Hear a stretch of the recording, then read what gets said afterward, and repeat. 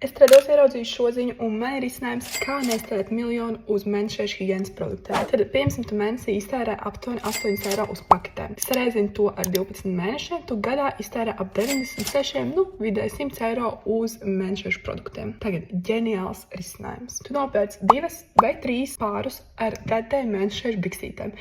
Vienā gadā tu iztērē tikpat, bet tu nākamos 4-5 gadus varēsi vairs netērēt šo naudu. Tāpēc tas ir tik ilgs laiks, cik ilgi tev kalpos dēdēju biksītes. Ja 5 gadu laikā izmantojot paketes, tamponus vai jebko citu, tu iztērētu ap 500 eiro ar dēdēju biksītēm. Tu iztērēsi ap 100 eiro un reāli iekasmēs 400 eiro. Tas ir tā vidē rēķinot, bet, ja nopietni, tad es reāli saprotu to problēmu, ka ceļās cenas, viss aug un tā tālāk. Tāpēc vienkārši iesaku padomāt par ilgspējīgākiem risinājumiem, kas kalpos ilgtermiņā un būs labāki ne tikai tavam ķermenim, jo tur nav toksisku visādu ķimikāli un tā tālāk, bet arī dabai un vienkārši būs daudz ērtāk ikdienā.